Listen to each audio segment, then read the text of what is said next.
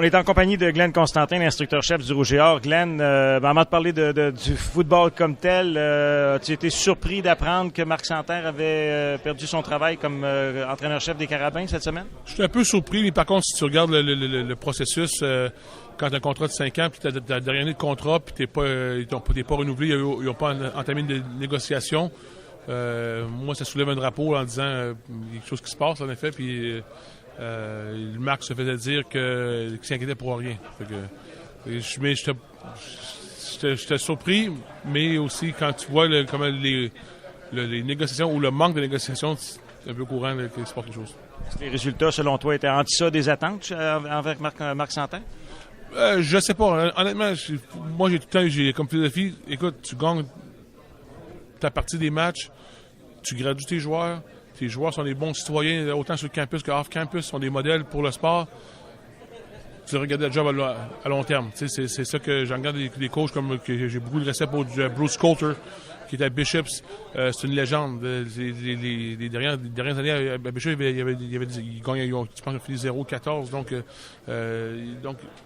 je pense qu'il y a un job d'éducateur quand tu es universitaire. Je pense que le sport a pris beaucoup d'ampleur. Connaissant moi, Marc, c'est un meneur d'hommes, il fait du beau travail partout ce qui est passé. J'espère que c'est pas juste une affaire de résultats. Mais ça illustre peut-être toute la progression du football universitaire au Québec. C'est devenu très sérieux. C'est quasiment du football professionnel, là.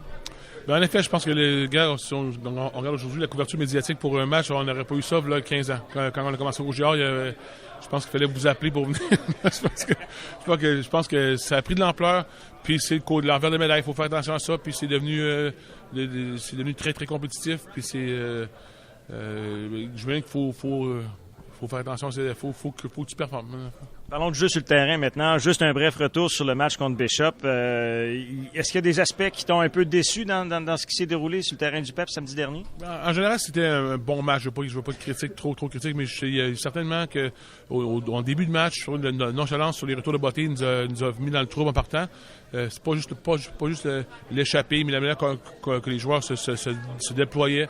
Il y a eu deux opportunités qu'on a capté le ballon que je trouvais très nonchalant, qui est un indicatif que les gars ne sont pas nécessairement à plein régime.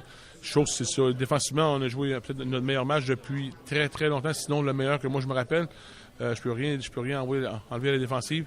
Point de vue offensif, on s'est tardé à se mettre en marche. Quand on s'est mis en marche, ça a bien été. Puis on a eu une petite panne au troisième quart, où on a pogné 3 punitions qui ont se tiré dans le pied sur des poussées offensifs. Mais en général, là, je suis jamais content. On l'a adressé, on a parlé de ça pendant toute la semaine. Et je pense qu'on a une bonne semaine de pratique, encore meilleure que la semaine passée. Puis j'aurais dit que tes performances sont à l'image de la semaine, donc j'espère avoir une bonne semaine sur le terrain. Parlons du Vert et Or, tu as dit plus tôt cette semaine que tu n'étais pas surpris de les voir là en finale de la Coupe Dunsmore, mais es-tu surpris de la façon dont ils ont gagné le match contre les Carabins? Honnêtement, pas tant que ça, parce que c'est une offensive. Je pense que Montréal a une très très bonne défensive. L'offensive de Sherwood n'a pas bougé beaucoup le ballon.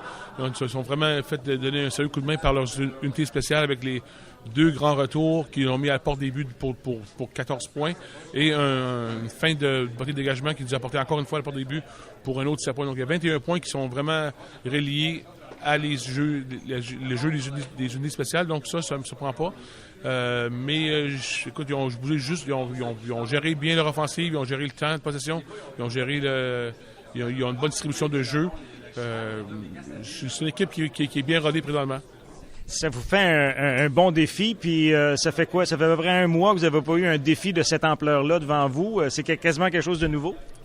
C'est certain que ça fait longtemps qu'on n'a pas eu d'adversité comme telle. Donc pour nous, c'est vraiment comme j'ai parlé aux joueurs, c'est le premier quart, les 10 premières minutes vont être super importants. Comment on va gérer l'adversité, qu'est-ce qu'on va en avoir. J'aimerais bien qu'on parle en Lyon puis qu'on regarde pas l'arrière, mais la réalité, c'est qu'on va avoir une très, très bonne équipe devant nous, bien préparée, et ils vont faire des bons coups, des mauvais coups. On oublie les mauvais coups, on passe à l'autre jeu, mais il faut gérer l'adversité pour qu'on puisse avoir un match comme on est habitué de voir. Parce qu'ils sont en mesure d'y croire, ils vous ont tenu à des écarts relativement serrés en 2 matchs cette saison. En effet, oui, je pense que surtout le deuxième match ici, les 2 premières demi des 2 matchs étaient quand même assez serrés. Je me rappelle ici, je pense qu'on a mal géré nos émotions. On était trop intense, on a pris des punitions bêtes une couple de fois en défensive. Il y a un touché de Sylvain qui était rappelé pour un touché de 50 heures qui était rappelé. Il y a un autre touché à la porte des buts. Je crois que Guillaume Rioux rentre et on a pas une punition pour bloquer le gars dans le patin facial. On a laissé 14 points là-dessus. Donc, on se doit d'éliminer ces sortes de punitions-là et de gérer nos émotions mieux qu'on l'a fait la dernière fois. Et je pense qu'on devrait connaître un bon match. C'est la 3e fois que vous jouez Sherbrooke cette année. Est-ce qu'il peut y avoir encore des surprises?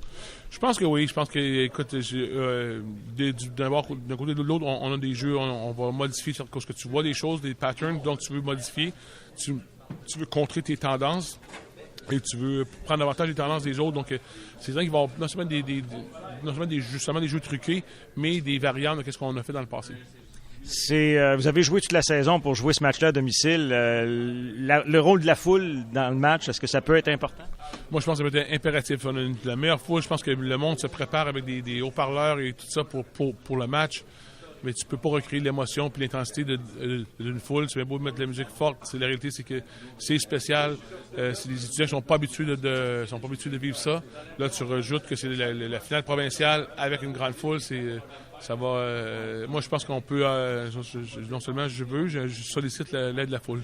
Est-ce que tu sens que les joueurs sont plus excités que la semaine dernière? Y a-t-il une augmentation à ce niveau-là? Oui, moi je pense que oui. La semaine passée, même si c'était les playoffs, je trouvais que des fois on manquait un peu c'était très très bien, mais je sens qu'on aurait pu avoir un meilleur niveau d'intensité qu'on a eu la semaine passée aux entraînements. Mais cette semaine, tout est exponentiel. Tu sais, genre le focus, l'énergie, l'enthousiasme, autant des entraîneurs que des joueurs. C'est vraiment le fun. Est-ce que quelque part, il n'y a pas aussi une petite peur de perdre qui peut vous aider à vous stimuler, à mieux vous concentrer, à vous donner de l'énergie? C'est certain qu'on n'en parle pas. Moi, j'en parle pas, mais c'est certain que c'est quelque chose que tu penses des fois. Donc, il faut que tu... quand tu y penses, mais tu t'en fous dans ton préparation. Mais ça va, de ce côté-là, ça va quand même assez bien. Merci, Glenn. Bon match. Merci.